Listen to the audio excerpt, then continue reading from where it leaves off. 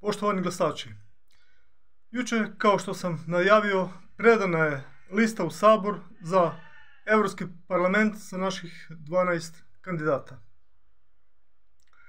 Jedno pitanje koje je vrlo bitno, a koje postavljam zadnjih dana putem e-maila naših 8 zastupnika u Europskom parlamentu je: gdje se nalaze njihovi uredi u Hrvatskoj?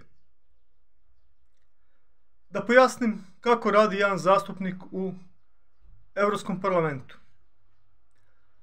Radno vrijeme zastupnika u Briselu u Europskom parlamentu je od ponedjeljka u podne, kada iz svoje zemlje dođe avionom u Brisel, do četvrtka u podne.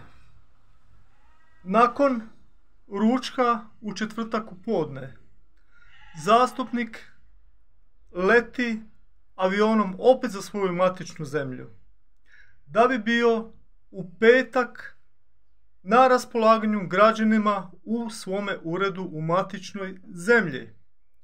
Drugim riječima, svaki zastupnik ima u Briselu svoj ured sa 2 ili više asistenata i u Hrvatskoj ima svoj ured, govoreći o našim zastupnicima, sa 1 ili više asistenata. Znači, u Briselu se radi ponedjeljak, četvrtak, a petkom u matičnoj zemlji. Zašto postoji taj petak? Postoji zato da bi upravo zastupnici mogli razgovarati sa građanima u svojim matičnim zemljama i te probleme koje dobiju u svojim matičnim zemljama prenijeti na raspravu u Europski parlament. To je svrha funkcioniranja Europskog parlamenta. Kod nas je činjenica da naši zastupnici 2019. godine, kada su ušli u Europski parlament, nisu se uselili u svoje prostore u Kući Europe.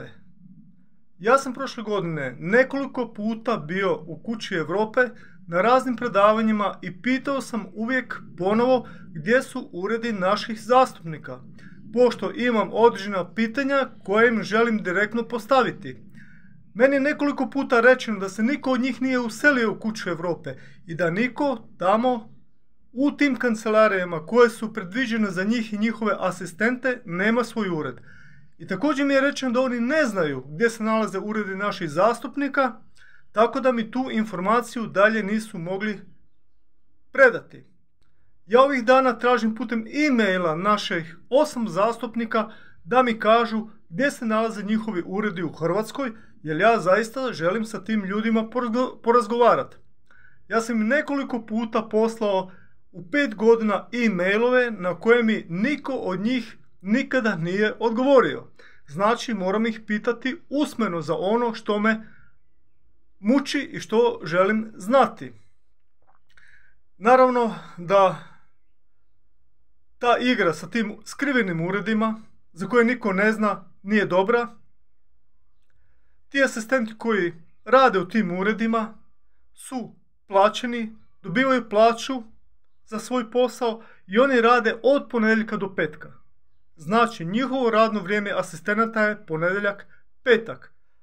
Naši zastupnici rade u uredu u Hrvatskoj petkom, kada nema plenarne sjednice u Briselu ili Strasbourgu. Ako postoji plenarna sjednica, oni ostaju cijeli tjedan, tada ih petkom nema. Međutim, njihovi asistenti još uvijek i svakim petkom, ako tu nije praznik, moraju biti u kancelarijama u Hrvatskoj i biti otvoreni građanima za njihova pitanja. Ja želim da se ta tema razjasni. Želim također da mediji odgovore na tu temu. Ako postoji neke stvari koje su otišle krivim tokom, to se mora ispraviti. Ja vas sve lijepo pozdravljam. Nastavljamo sa kampanjom i vidjet ćemo što će biti sa tim uredima. Ja od moga pitanja neću odustati. Lijepi pozdrav.